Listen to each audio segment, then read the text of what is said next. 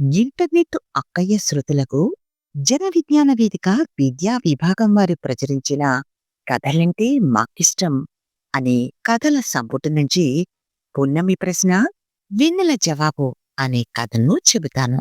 పున్నమి ప్రశ్న వెన్నెల జవాబు. మరి కథ చెప్పనా?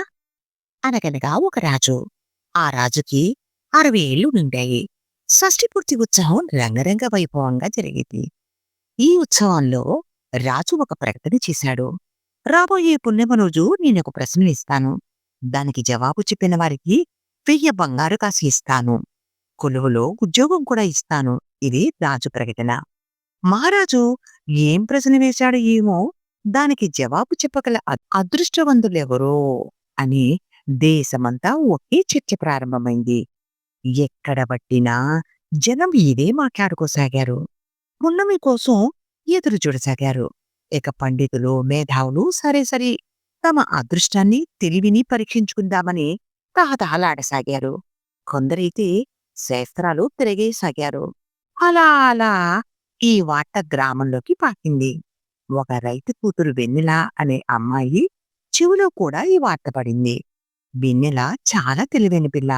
పున్నమ రోజు పుట్టిందని ఆ పిల్లకు వెన్నెల అని పేరు పెట్టారు. ఆ పిల్లను తల్లిదండ్రులు అల్లారుముద్దగా పెంచుతున్నారు. నేను కూడా రాజధానికి వెడతానని వెన్నెల మారాం చేసింది.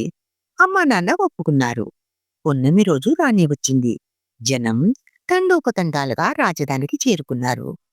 పండితులు, విద్యావేత్తలు, మేధావులు ఎక్కడెక్కడి నుండో శాస్త్రాలు పట్టుకుని, పట్టుపంచెలు కట్టుకుని, శాలువాలు కప్పుకొని బయలుదేరి వచ్చారు. వెన్నెల కూడా వాళ్ళప్ప, నాన్నలతో పాటు వచ్చింది. పున్నమి రోజు కదా, వెన్నెల పిండారబోసినట్టుంది. జనం కిటకిటలాడుతున్నారు. అయినా చీమ చిటుక్కోమన్నా వినిపించేంత నిశ్శబ్దం. అందరూ రాజు ప్రశ్న కోసం ఎదురుచూస్తున్నారు. రాజు ఇలా చెప్పాడు. మహారాణి గారికి గుత్తి వంకాయ కూర తినాలనిపించింది. వెంటనే వంటవాడిని పిలిచింది. మసాలా బాగా వేయి, గుమగుమలాడే గుత్తి వంకాయ కూర చెయ్యి అని ఆజ్ఞాపించింది. వంటవాడు రగ్గల్లో దిగాడు. సన్నికళ్ళ మీద మసాలా నూరుతున్నాడు. కూర వండకముందే వాసన గుబాళం చేసింది. వంటవాడి కూతురు ఉయ్యాలలో ఏడుస్తుంది. పొయ్యి దగ్గర ఉన్న నీళ్లు గంగాళం పట్టుకుని వంటవాడి కొడుకు ఆడుకుంటున్నాడు. ఆ నీళ్లు పడి మంటలు ఆరుతున్నాయి. వంటవాడికి ఎక్కడ లేని కోపం వచ్చింది. ఈ సంగతి వంటవాడి భార్య చూసింది. ఒరేయ్, పొయ్యి దగ్గరేం పడ్డా? పొయ్యిలో పడ్డావంటే నీ చావు మోడుతుంది, జాగ్రత్త అని వాణ్ణి తిట్టి దూరంగా లాగింది. ఎలాగైతేనే గుత్తి వంకాయ కూర తయారైంది. దాని రుచికి మహారాణి గారు మహా ఆనందపడిపోయారు. సంతోషం పట్టలేక ఆమె వంటవాణ్ణి పిలిచి బంగారు కాసులు బహుమానంగా ఇచ్చింది. కథ బాగా విన్నారు కదా? రాణిగారు వంటవాడికి ఎన్ని బంగారు కాసులు ఇచ్చింది? ఇది నా ప్రశ్న. సమాధానం కథలోనే ఉంది. ఎవరు జవాబు చెబుతారో చెప్పండి అని ముగించాడు రాజు. పండితులందరూ తలలు కొక్కున్నారు. కొందరు చెత్త ప్రశ్న అన్నారు. కొందరు ఇదెక్కడ శాస్త్రంలో కనిపించి చావలేదు అని కొనుక్కున్నారు. అనవసరంగా వచ్చి పరువు పోగొట్టుకున్నాం అని కొందరు నసగసాగారు. జవాబు మాత్రం ఒక్కరైనా చెబితే ఒట్టు. వెన్నెల వాళ్ళ నాన్న భుజాల మీదకెక్కి కథ బాగా వింది. రాజా, నేను చెబుతా అంటూ పెద్దగా అరిచి చేతులు చాపింది. రాజు ఆప్యాయంగా ఆ పిల్లను దగ్గరికి పిలిచాడు. చెప్పమ్మా, జవాబు చెప్పు.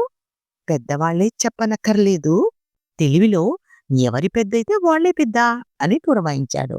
రాజా, రాణిగారిచ్చిన కాసులు 1116 అంది వెన్నెల.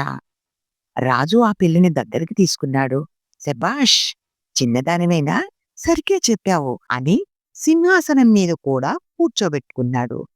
అది సరే కాని జవాబెలా చెప్పగలిగావు అని వెన్నెలను రాజు అడిగాడు. జవాబు మీ కథలోనే ఉంది రాజా. మసాలా వెయ్యిలో 1000 ఉంది. నూరుతున్నాడులో 100 ఉంది. ఏడుస్తున్నాడులో 7 ఉంది. ఆరుతున్నాయిలో 6 ఉంది. మూడుతుందిలో 3 ఉంది. మొత్తం కలిపితే 1116 కదా అంది వెన్నెల. ఈసారి రాజుతో పాటు రాణి కూడా ఆశ్చర్యపోయింది. జనం చప్పట్లతో రాజధాని నగరానికి నగరమే మోగిపోయింది. పున్నమి వెన్నెల కురిసినట్టే వెన్నెల మీద పొగడ్తల వర్షం కురిసింది. రాజు ప్రకటించిన జవాబు వెన్నెలకి దక్కింది. కథ నచ్చిందా? రేపు మరొక కథ చెప్తాను.